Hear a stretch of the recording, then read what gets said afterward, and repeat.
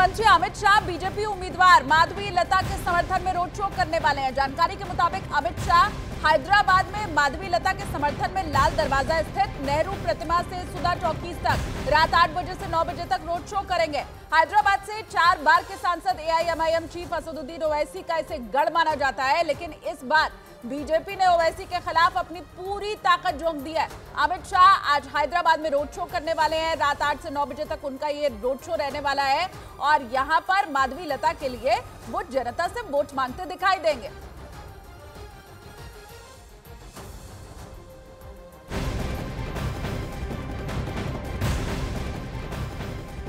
इन सबके बीच north east Delhi से जो बड़ी खबर मिल रही है वो भी आप जान लीजिए। यहाँ पर बीजेपी के उम्मीदवार मनोज तिवारी और ईस्ट दिल्ली से बीजेपी उम्मीदवार हर्ष मल्होत्रा आज नामांकन दाखिल करेंगे। मनोज तिवारी के नामांकन में रक्षा मंत्री राजनाथ सिंह मौजूद रहेंगे। हर्ष मल्होत्रा के नामांकन में उत्तराखंड के मुख्यमंत्री पुष्कर सिंह धामी मौजूद रहेंगे।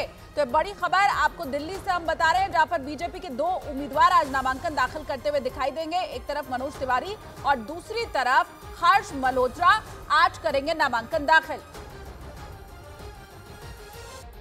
तो बड़ी खबर इस वक्त आपको बता रहे हैं और यहाँ पर राजनाथ सिंह, रक्षा मंत्री राजनाथ सिंह आपको दिखाई देंगे। मनोज तिवारी जब नामांकन दाखिल करने पहुंचेंगे तो उनके साथ, और उत्तराखंड के मुख्यमंत्री भी पुष्कर सिंह धामी दिल्ली में ही आज रहने वाले हैं। हर्ष मल्होत्रा के नामांकन के समय वो साथ में मौजूद रहेंगे। देखिए, कन्हैया कुमार को मनोज तिवारी के सामने उतारा है कांग्रेस ने, और वहीं कुलदीप कुमार आम आदमी पार्टी कैंडिडेट है, हर्ष मल्होत्रा के सामने ये चुनावी ताल ठोकते हुए दिखाई देने वाले हैं।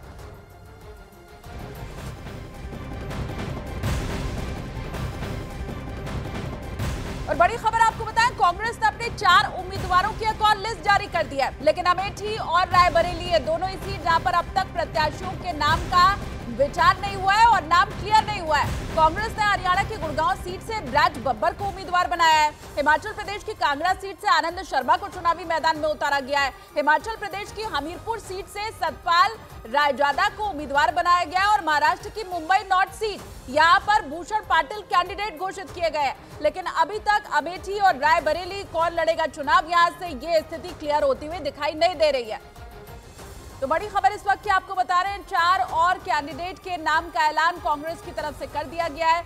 इसमें गुड़गांव की सीट है, हमीरपुर सीट है, इसके अलावा 2 अन्य सीट। बंगाल की बसीरहाट लोकसभा सीट पर बीजेपी प्रत्याशी रेखा पात्रा का टीएमसी समर्थकों ने विरोध किया। रेखा पात्रा संदेश खाली की पीड़ित महिलाओं में एक हैं और बीजेपी ने रेखा पात्रा को टीएमसी के हाजी नूरुल इस्लाम के खिलाफ मैदान में उतारा है। बंगाल की बसीरहाट सीट पर आखिरी चरण यानी 1 जून को मतदान होगा। इससे पहले रेखा पात्रा ने चुनाव प्रचार में ताकत झोंक दी, लेकिन इसी दौरान उन्हें टीएमसी समर्थकों का विरोध झेलना पड़ा। इन लोगों ने रेखा पात्रा की गाड़ी रोकने की कोशिश की, उसके आगे पेड़ काट के डाल दिए, गाड़ी को घेर लिया। सुरक्षा कर्मियों ने जैसे तैसे गाड़ी को निकालने का रास्ता बनाया तो ये लोग गाड़ी के पीछे पीछे दौड़े। एक आदमी ने जमीन पर पड़ा पत्थर उठाकर गाड़ी पर मार दिया। इस दौरान सुरक्षा कर्मी लगातार रेखा पात्रा को वहां से सुरक्षित निकालने की कोशिश करते रहे, लेकिन टीएमसी समर्थक गुस्से में दिखे। उन्होंने रेखा पात्रा की गाड़ी का पीछा किया और तब तक किया जब तक वो वहां से चली नहीं गई। इससे पहले जब रेखा पात्रा चुनाव प्रचार के लिए पहुंची तो ये लोग एक झुंड में खड़े हो गए, नारे लगाए और रेखा पात्रा को वहां से जाने के लिए बोल दिया।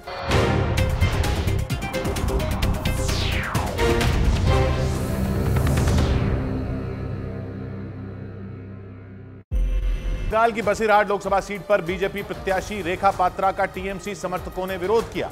रेखा पात्रा संदेश खाली की पीड़ित महिलाओं में एक हैं और बीजेपी ने रेखा पात्रा को टीएमसी के हाजी नूरुल इस्लाम के खिलाफ मैदान में उतारा है। बंगाल की बसीरहाट सीट पर आखिरी चरण यानी 1 जून को मतदान होगा। इससे पहले रेखा पात्रा ने चुनाव प्रचार में ताकत झोंक दी, लेकिन इसी दौरान उन्हें टीएमसी समर्थकों का विरोध झेलना पड़ा। इन लोगों ने रेखा पात्रा की गाड़ी रोकने की कोशिश की, उसके आगे पेड़ काट के डाल दिए, गाड़ी को घेर लिया। सुरक्षा कर्मियों ने जैसे तैसे गाड़ी को निकालने का रास्ता बनाया तो ये लोग गाड़ी के पीछे पीछे दौड़े। एक आदमी ने जमीन पर पड़ा पत्थर उठाकर गाड़ी पर मार दिया।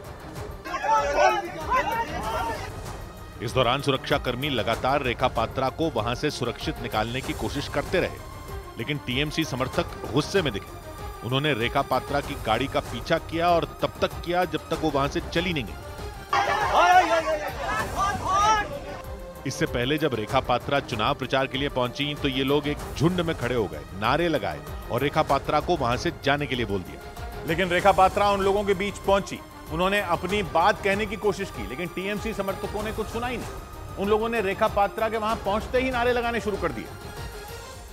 और कुछ महिलाएं तो रेखा पात्रा से उलझ गईं। उन्होंने रेखा पात्रा से बहस की। इसके बाद रेखा पात्रा ने भी जवाब दिया और फिर दोनों तरफ से तू मैं शुरू हो गई। बहस खत्म न होती देखकर रेखा पात्रा ने हाथ जोड़े और वहां से निकल गई। लेकिन इन लोगों ने विरोध जारी रखा। पहले रेखा पात्रा का पीछा किया, फिर उनकी गाड़ी को घेरने की कोशिश की।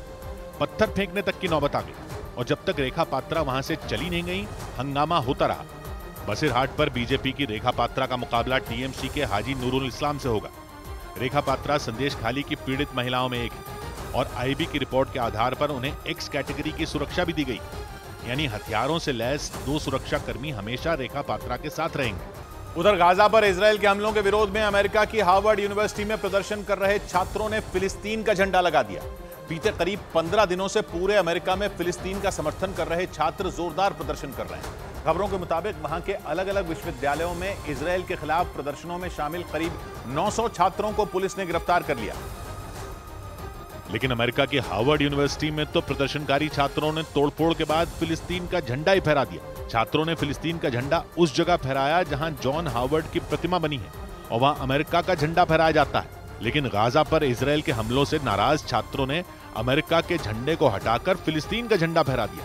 हालांकि बाद में हार्वर्ड यूनिवर्सिटी प्रशासन ने फिलिस्तीन के झंडे को नीचे उतार दिया और इस प्रदर्शन में शामिल छात्रों पर सख्त एक्शन लेने की बात कही। इजरायल विरोधी प्रदर्शन के दौरान अमेरिका के न्यू ऑर्लियंस में छात्रों और पुलिस के बीच झड़प हो गई। वहां से इस घटना का जो वीडियो सामने आया उसमें पुलिस वाले सड़कों पर फिलिस्तीन का समर्थन कर रहे छात्रों को वहां से हटाने की कोशिश करते दिखाई दिए। पुलिस ने वहां से 12 छात्रों को गिरफ्तार करके जेल भेज दिया। खबरों के मुताबिक बीते 15 दिन में पूरे अमेरिका में विरोध प्रदर्शनों में शामिल करीब 900 छात्रों को गिरफ्तार कर लिया गया और हजारों छात्रों को यूनिवर्सिटी से निकाल दिए जाने की चेतावनी दी गई। लेकिन यूनिवर्सिटी प्रशासन की सख्ती के बाद भी फिलिस्तीन समर्थक छात्रों का गुस्सा शांत नहीं हुआ। खबरों के मुताबिक अमेरिका के 30 से ज्यादा विश्वविद्यालयों और 25 से ज्यादा शहरों में इजरायल के खिलाफ विरोध की आग सुलग रही है और छात्र गाजा पर हमले कर रहे इजरायल की किसी भी तरह की मदद नहीं किए जाने की मांग कर रहे हैं। कोलंबिया यूनिवर्सिटी से लेकर हार्वर्ड यूनिवर्सिटी तक फिलिस्तीन के समर्थन में छात्रों ने विरोध का बिगुल बजा दिया। टेक्सास यूनिवर्सिटी में फिलिस्तीन का झंडा और बैनर लेकर सैकड़ों छात्रों ने फिर से इकट्ठा होकर प्रदर्शन किया। 4 दिन पहले भी वहां छात्रों ने जोरदार प्रदर्शन किया था, लेकिन पुलिस ने सख्त एक्शन लेते हुए प्रदर्शनकारियों को गिरफ्तार कर लिया था। कोलंबिया यूनिवर्सिटी से शुरू हुआ छात्रों का प्रदर्शन अमेरिका के करीब करीब हर